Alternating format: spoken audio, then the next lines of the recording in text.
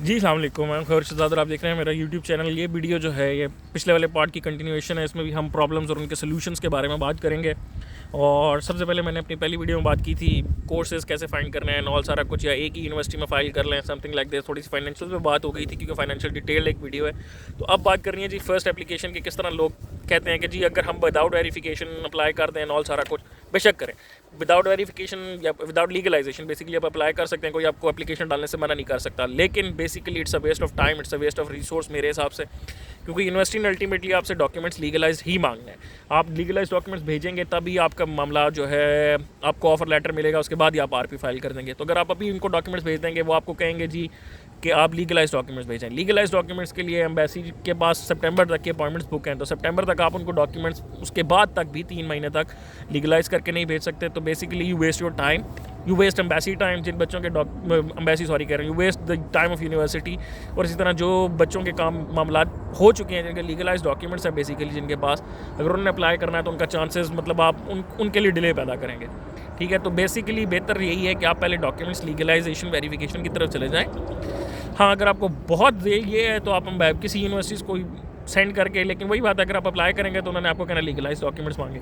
आपने अगर ओपिनियन लेना है खाली तो फिर आप किसी को कह सकते हैं कि यार आई एम नॉट अप्लाइंग। जो कॉन्टैक्ट डिटेल्स आप उनको ईमेल करके दे सकते हैं, these are my documents, just tell me if I go for verification legalization you will accept me और I fall in the requirements and all something. लेकिन उसके लिए भी ज़ाहिर आप अपना रिसोर्स क्यों वेस्ट करेंगे एक प्रोफेसर को दे के कि आप ये इसको चेक करें जी कि ये बंदा फॉल करता है कि उसके बाद ये अप्लाई करेगा। उनको क्या पता कि आप अप्लाई करेंगे या नहीं करेंगे।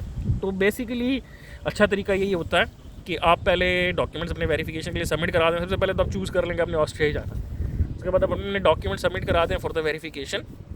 जब वेरिफिकेशन के लिए आप डॉक्यूमेंट सबमिट करते हैं, क्योंकि 3 महीने लग जाते हैं वेरिफिकेशन लीगलाइजेशन तक पहुँचते वेरीफाई होते डॉक्यूमेंट्स को, तो तब आप अपने डॉक्यूमेंट्स तब आप अपनी यूनिवर्सिटीज़ में अप्लाई करना शुरू करें। बेशक विदाउट डॉक्यूमेंट्स आप अप्लाई कर दें, लेकिन तब आपने वेरिफिकेशन के लिए डॉक्यूमेंट्स दिए होंगे। 2 से 1-1.5 महीने 2 महीने तक आपके डॉक्यूमेंट्स लीगलाइज हो जाएंगे।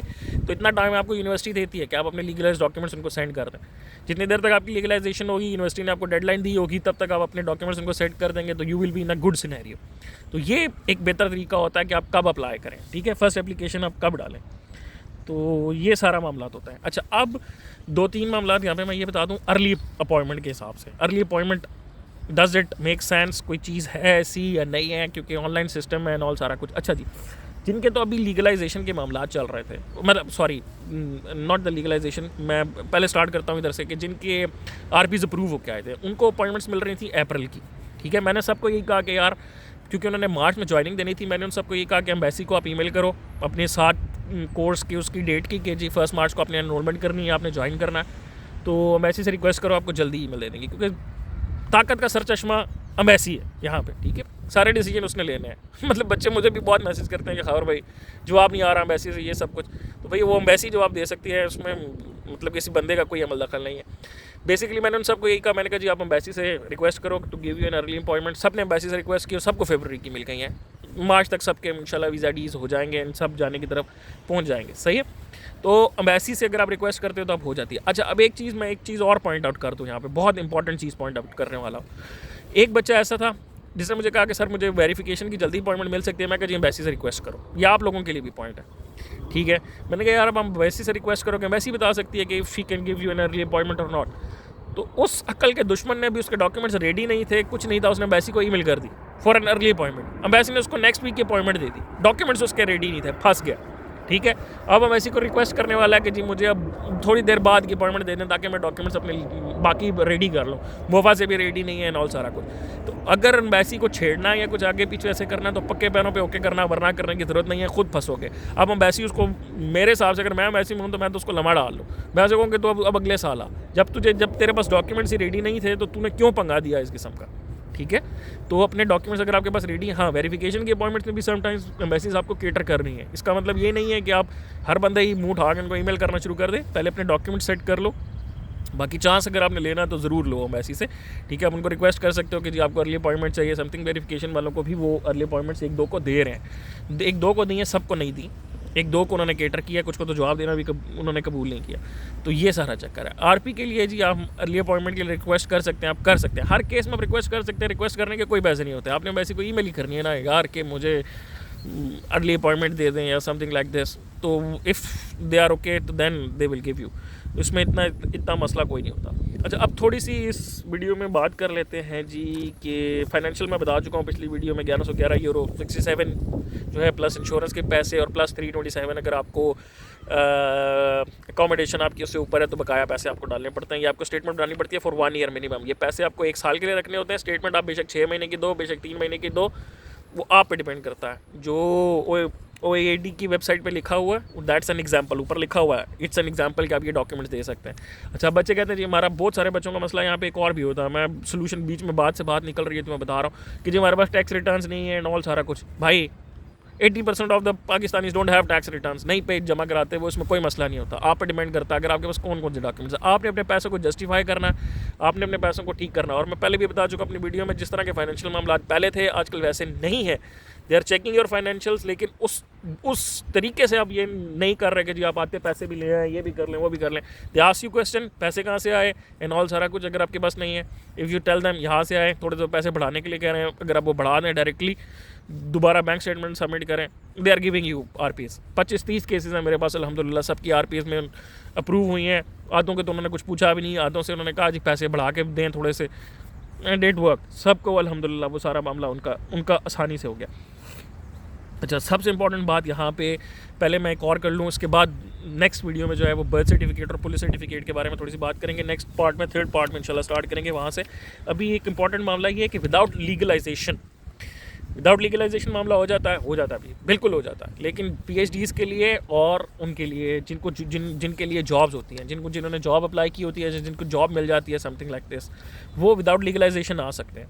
ये मैं अपने PhD वाले जितने मेरे साथ थे इन टच भाई, मैंने उन सबको यही कहा, क्योंकि वो वेरिफिकेशन लीगलाइजेशन की तरफ बढ़ रहे थे, तो मैंने उनको यही कहा, मैंने कहा यार आप तो अगर PhD आपको यूनिवर्सिटी ने अप्लाई कर दिया है या समथिंग लाइक दिस, तो you can come without legalisation. आप वीज़ा डी पे डायरेक्ट ट्रैवल कर सकते हैं, बाय द टाइम आप यहाँ पे हैं आप लीगलाइजेशन वेरिफिकेशन करवा सकते हैं पीछे से। यहाँ आके लीगलाइजेशन वेरिफिकेशन यहाँ से मतलब ऑनलाइन भी हो जाती है, लेकिन दैट्स हाईली नॉट रिकमेंडेड। मेरे एक आध केस में उन्होंने मुझे एक लिंक दे दिया था कि यहाँ पे आप सबमिट करो एंड ऑल सारा कुछ। एक तो उसके पैसे भी थोड़े ज़्यादा हैं एंड ऑल, और बाकी ये है कि वो ज़रा हर बंदे को नहीं वो केटर करते उसमें अभी तक उनको खुद भी वो हर बंदे को इसमें केटर नहीं करते। तो आप PhD या जॉब वाले हैं, वीज़ा डी पे ट्रैवल करें, पीछे आप वेरिफिकेशन की अपॉइंटमेंट लें सारा कुछ और उनको सबमिट करा दें। आपकी कंपनी जो है ना वो आपके लिए कुछ भी कर सकती है। PhD और जॉब एक ही हिसाब है, मतलब PhDs भी जॉब के हिसाब से ही होती हैं, मतलब in that you also get पे फॉर योर रिसर्च वर्क। तो उस मामले में ये होता है कि आपकी यूनिवर्सिटी या आपका जो एम्प्लॉय होता है वो एम्बेसी को ईमेल करता है कि जी I need him, send him immediately, तो वो आपको वीज़ा डी पे यहाँ पे ट्रैवल कर देते हैं। ठीक है, आप पीछे वेरिफिकेशन की अपॉइंटमेंट लेते हैं समथिंग लाइक दिस, जर्ली भी दे देते हैं, टाइमली भी आप ले लें व्हाट्सएवर, तो आप वीज़ा डी पे यहाँ पे आ जाएं। पीछे आपके बेस पे कोई भी अथॉरिटी लेटर पे आपकी जगह लीगलाइज करा सकता है डॉक्यूमेंट्स। ठीक है, आप उनको भेज के करा सकते हैं, यू नीड दैट आफ्टरवर्ड। अब लोग कहते हैं जी वीज़ा डी तो 4 महीने का। भाई आप जिस पोस्ट पे हो PhD के लिए, एम्प्लॉयर के लिए, आपका एम्प्लॉयर आपको वीज़ा रिन्यू कर देगा। जब तक आपके डॉक्यूमेंट लीगलाइज आप सबमिट नहीं करते तो it won't be an issue. आप RP की फाइल डाल दें बेशक या समथिंग लाइक दिस, जब तक आपके RP का डिसीजन तब तक नहीं आता, जब तक आप उनको लीगलाइज बर्थ सर्टिफिकेट नहीं देते, तो तब तक वो मामला चलता रहेगा। उसमें इतना कोई मसला नहीं होगा, वो आपकी ऑन होल्ड रखेंगे, आपके पास एक लेटर होगा, आप उस पर स्टे कर सकते हैं। लेकिन वीज़ा डी नॉर्मली 2 दफ़ा रीन्यू करा लेते हैं अगर आपके तब तक डॉक्यूमेंट लीगलाइज नहीं हो के आता है या समथिंग लाइक दिस, तो मोस्टली लोग कर लेते हैं। तो विदाउट लीगलाइजेशन जो है सिर्फ PhDs और जॉब वालों के लिए मामला बन जाता है। रिसेंटली मेरे जॉब वाले 1-2 लड़के हैं, उनको जॉब मिली माशाल्लाह, उन्होंने वीज़ा डी फाइल किया, visa D is done, now they will move इंशाल्लाह, और फिर उसके बाद आके वो अपने RP की तरफ जाएंगे थोड़ा सा, तो उसमें थोड़ा टाइम लगेगा, ज़ाहिर उनको डॉक्यूमेंट्स चाहिए legalised and something like this, तो वो उसमें थोड़ा सा टाइम लग जाएगा, लेकिन ये है कि दे विल बी हेयर इंशाल्लाह। तो अब इसमें मामलात के जी स्पाउस आ सकता है, बिल्कुल आ सकता है, स्टूडेंट्स के साथ भी आ सकता है, बाकी जॉब वालों के साथ तो डेफिनेटली आ ही सकता है।